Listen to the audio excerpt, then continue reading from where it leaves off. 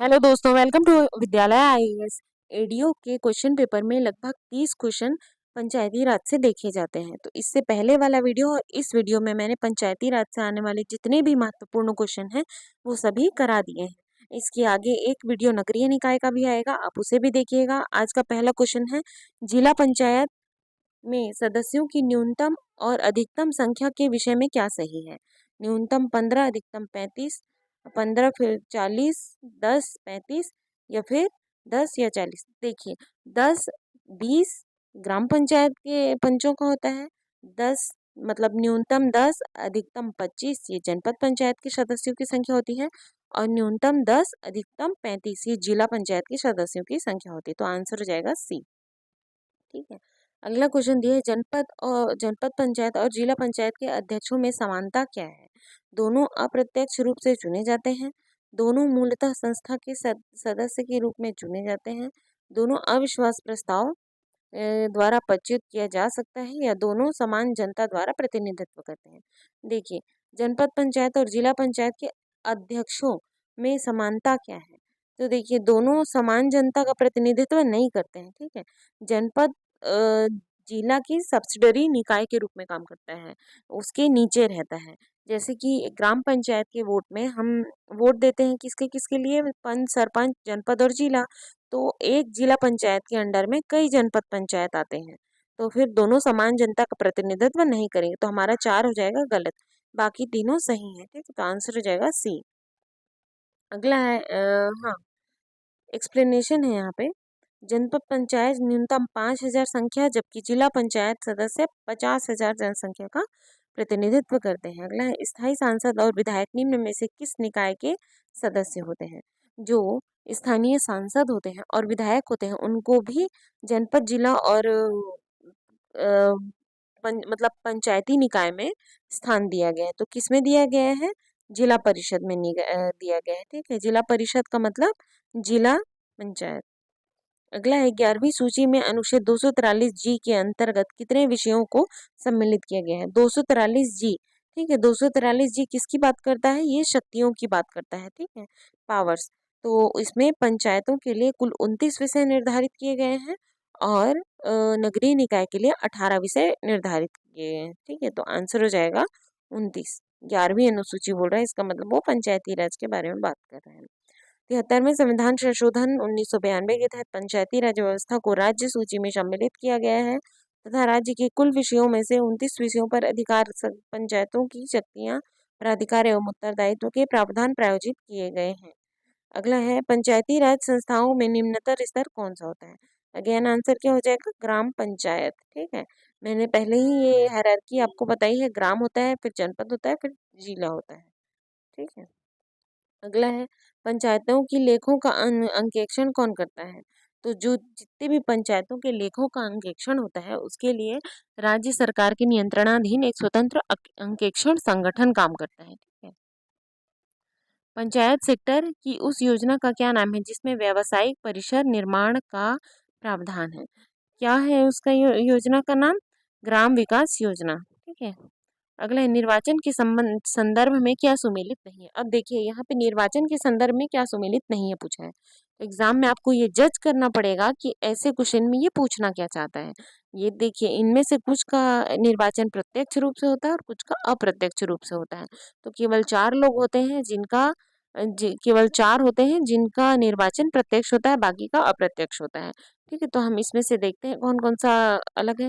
सरपंच अलग हो जाएंगे, ग्राम पंचायत के सदस्य यानी कि पंच का चुनाव होता है, ये प्रत्यक्ष होते हैं, और जनपद के सदस्य और जिला के सदस्य। ठीक है, तो इसमें से 4 लोगों को चुनना है, तो आ जाएगा एक, हमारा हो जाएगा 3, हो जाएगा 4, और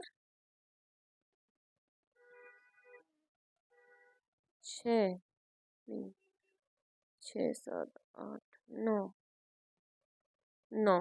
ठीक है, आंसर हो जाएगा हमारा 1 3 6 और 9। आंसर हो जाएगा सी। अगला, किस तिथि से जिला पंचायत की अवधि की गणना की जाती है?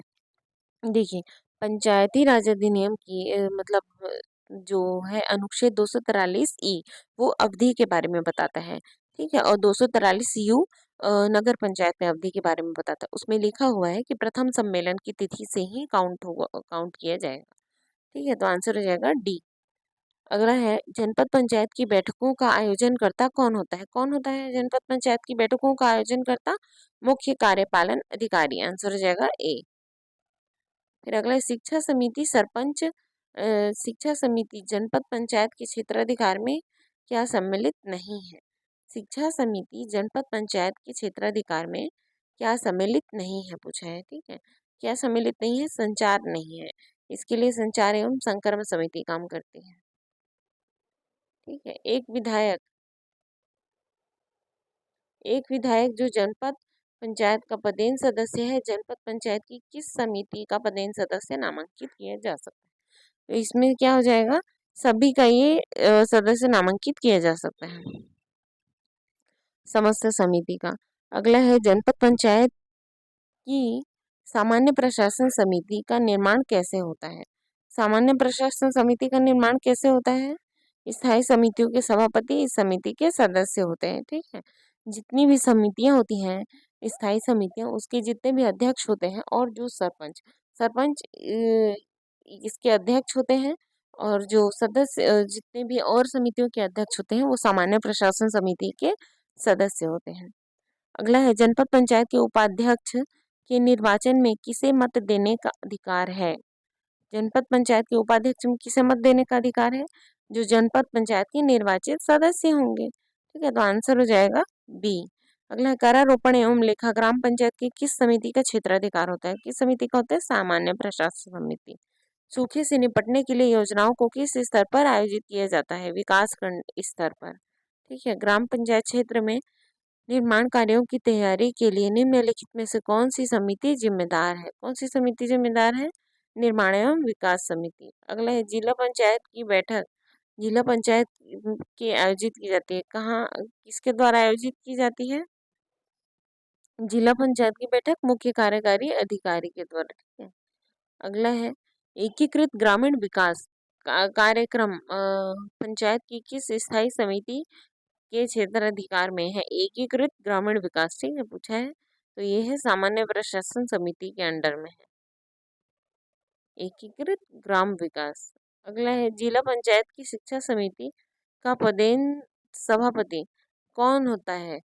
शिक्षा समिति का पदेन सभापति बोलेगा तो हमेशा उप सरपंच को ही लगाना है। ठीक है, उप सरपंच शिक्षा समिति का पदेन सदस्य होता है। निम्नलिखित में से कौन सा कथन सही है? पंचायत समिति के सदस्य मुख्यमंत्री द्वारा नामित होते हैं। पंचायत समिति के सदस्य प्रखंड विकास प्राधिकारी द्वारा नामित होते हैं। पंचायत समिति के सदस्य सीधे तौर पर जनता द्वारा चुने जाते हैं। तो पंचायत समिति के सदस्य क्या सीधे द्वारा जनता द्वारा चुने जाते हैं। अगला है, जनपद पंचायत का अध्यक्ष जो जिला पंचायत का पदेन सदस्य है, जिला पंचायत की किस स्थायी समिति का सदस्य हो सकता है? तो इसमें आ जाएगा उपयुक्त में से कोई नहीं। ठीक है, देखिए, जनपद पंचायत का अध्यक्ष जिला पंचायत का सदस्य है, लेकिन वो किसी समिति का सदस्य नहीं बन सकता है। वह और वहीं सांसद या विधायक जो हैं, वो अगर जिला पंचायत के सदस्य रहेंगे तो वो समितियों के भी सदस्य हो सकते हैं। ग्राम पंचायत की स्थायी समिति के प्रत्येक सम्मेलन की अध्यक्षता कौन करते हैं? कौन करते हैं ग्राम पंचायत की स्थायी समिति की? प्रत्येक सरपंच करते हैं। ठीक है, ग्राम सभा की बैठकों के संबंध में निम्नलिखित में से कौन सा सही नहीं? ग्राम सभा की बैठकों के लिए 4 मेन डेट है। 23 जनवरी है, 14 अप्रैल है, 20 जुलाई नहीं है, 20 अगस्त है। ठीक है, तो आंसर इसमें सी आ जाएगा, 2 अक्टूबर तो सही है हमारा। ठीक है, तो और 1 जून करके कोड याद रख लेना है, 1 जून में होगा, 1 नवंबर में होगा। ग्राम सभा की आपात बैठक की सूचना कितने दिन पूर्व देना होगा? ग्राम सभा की जो मतलब नॉर्मल बैठक होती है उसमें 7 दिन पूर्व सूचना देना पड़ता है, लेकिन अगर कोई बैठक आपात में बुलानी है तुरंत, तो फिर उसके लिए 7 दिवस की छुट्टी चाहिए। 7 दिवस के पूर्व अगर किसी को आपात बैठक देना है, सॉरी, तो उसे 3 दिन के भीतर सूचना देनी होगी, और नॉर्मल कंडीशन में 7 दिन के भीतर। ग्राम सभा की बैठक बुलाने की अपेक्षा कौन करता है? अपेक्षा इट मीन्स कि बुलाता कौन है। ठीक है, बुला कौन सकता है ये होना चाहिए। तो ग्राम सभा की बैठक जनपद पंचायत बुला सकता है, जिला पंचायत भी बुला सकता है, और कलेक्टर भी। कोई ग्राम पंचायत नहीं बुला सकता ग्राम सभा की बैठक, ठीक है, क्योंकि ग्राम सभा दो या दो से अधिक ग्राम पंचायतों का मेल होता है। अगला है मतदान सूची तैयार करने के पश्चात मतदाता सूची के नाम जोड़ने दावा आपत्ति की सूचना किन कार्यालयों के सूचना पटल पर प्रदर्शित नहीं करना होता है। किसके कार्यालय पर नहीं करना होता है? रजिस्ट्रेशन ऑफिसर संबंधित ग्राम पंचायतों संबंधित जनपद पंचायतों में या राज्य की समस्त ग्राम पंचायतों एवं जनपद पंचायतों में। तो राज्य की समस्त ग्राम पंचायत और जनपद पंचायतों में क्यों ही करेंगे किसी मतदाता सूची का नाम, इसीलिए नहीं करते हैं। ठीक है। अब अगला है संविधान के अनुच्छेद 244 किससे संबंधित है? तो 244 किससे संबंधित है? ये अनुसूचित क्षेत्र और अनुसूचित जनजातीय क्षेत्र का प्रशासन से रिलेट करता है। ठीक है, अनुसूचित क्षेत्र या अनुसूचित जनजातीय क्षेत्र। अगला छत्तीसगढ़ में अनुसूचित क्षेत्रों में ग्राम सभा बैठकों की अध्यक्षता कौन करता है? अनुसूचित क्षेत्रों में कौन करता है? ग्राम सभा तभी अपने में से ही अनुसूचित क्षेत्रों के लिए है। ग्राम सभा अपने में से ही एक व्यक्ति को नियुक्त करेगी और वही बैठक की अध्यक्षता करेगा। अगला है अनुसूचित क्षेत्रों में ग्राम सभा के सम्मेलन की अध्यक्षता कौन करता है? अनुसूचित क्षेत्रों में ग्राम सभा के सम्मेलन की अध्यक्षता कौन करेगा? वही क्वेश्चन है, उपस्थित अनुसूचित जनजाति का सदस्य जो ग्राम सभा द्वारा चुना गया हो। ठीक है। चतुर्थ छत्तीसगढ़ राज्य वित्त आयोग के अध्यक्ष कौन है? तो कौन है? सर्जियस मिंज है। ये क्वेश्चन आ सकता है और एक आध दो एग्जाम में अभी तक आया भी है। ठीक है, एकदम अच्छे से याद रखिएगा। आप देखते हैं कौन कौन सा कब बना है। 243 झ के अंतर्गत, झ यानी कि आई, ठीक है, आई जे के, तो वित्त आई करके याद रखिएगा। 243 झ के खंड 1 के अनुसार अब तक राज्य में 4 वित्त आयोग रहे हैं। पहले रहे 22 अगस्त 2003 को वीरेंद्र पांडे, फिर 23 जुलाई 2011 को अजय चंद्राकर, फिर तीसरा है 20 जनवरी 2016 को चंद्रशेखर साहू, चौथा है 30 जुलाई 2021 को सर्जियस मिंज। ठीक है। अगला है संविधान की 12वीं अनुसूची किससे संबंधित है? 12वीं अनुसूची ये नगरीय निकायों से रिलेटेड है। ठीक है। निम्नलिखित में से कौन सी जोड़ी सुमेलित नहीं है? नगर निगम आयुक्त, जिला पंचायत अपर कलेक्टर, ग्राम पंचायत सचिव, नगर पंचायत मुख्य कार्यपालन अधिकारी। तो क्या आ जाएगा? जिला पंचायत में कलेक्टर होता है, नहीं तो ना सीधा संचालक होता है। ठीक है। अगला है संविधान के 73वें और 74वें संशोधन के अनुसार स्थानीय निकायों के प्रवार निर्वाचन के लिए कितनी अवधि तय की गई है? स्थानीय निकायों के निर्वाचन के लिए कितनी अवधि तय की गई? कितनी अवधि तय की गई? प्रत्येक 5 वर्ष बाद। भारत में पहली बार नगर निगम कहाँ बना था? तो भारत में पहली बार नगर निगम बना था मद्रास में। ठीक है, मद्रास में सन था 1687 टू 88, 1687 से 88 के बीच। फिर अगला है निम्न में से कौन सा संविधान संशोधन अधिनियम महानगरीय योजना समितियों का गठन बंद करता है? तो कौन सा करता है? 74वां संविधान संशोधन अधिनियम। ठीक है। अगला है संविधान के अनुच्छेद 243 आर किससे संबंधित है? 243 आर पूछा है।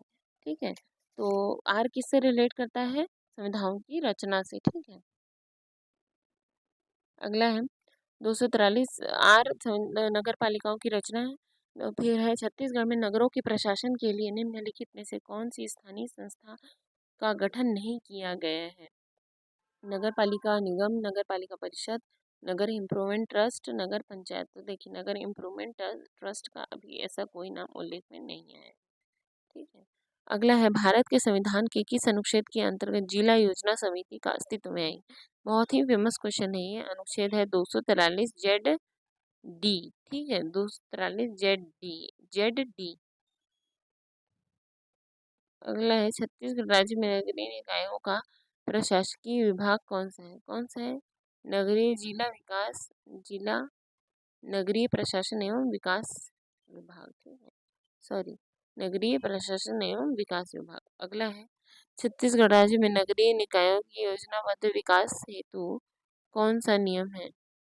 नगर पालिका निगम 2000 1956, नगर पालिका अधिनियम 1961 या फिर छत्तीसगढ़ नगर विकास निधि 2003 या फिर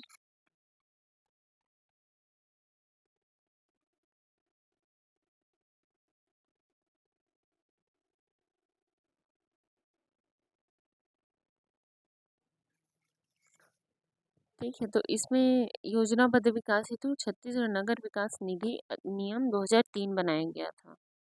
आंसर हो जाएगा सी। अगला है, संविधान के किस अनुच्छेद में नगर पालिका को परिभाषित किया गया है? तो 243 में ही उसे परिभाषित कर दिया गया है। ठीक है। अगला है, छत्तीसगढ़ के नगरीय निकायों के चुनाव के आयोजन के संबंधित कार्यों का अधीक्षण, निर्देशन व नियंत्रण का प्रावधान किस अनुच्छेद में? किस अनुच्छेद में है? तो अनुच्छेद 243 डी, उपरोक्त में से कोई नहीं। अगला है, जनपद पंचायत की किस समिति के सदस्य निर्वाचित नहीं किए जा सकते? सामान्य प्रशासन जनपद पंचायत में किस समिति के सदस्य निर्वाचित नहीं किए जा सकते? तो किस समिति के सदस्य नहीं किए जाते? सामान्य प्रशासन समिति के। क्यों? क्योंकि जो जितने भी सरपंच होंगे वही इसके सदस्य होंगे। अगला और लास्ट क्वेश्चन है आज का, जिला पंचायत की शिक्षा समिति के विषय में क्या सही है? उपाध्यक्ष इसका पदेन अध्यक्ष होता है। इसमें एक महिला सदस्य का होना अनिवार्य है। अनुसूचित जाति का सदस्य होना अनिवार्य है। अनुसूचित जनजाति का सदस्य होना अनिवार्य है।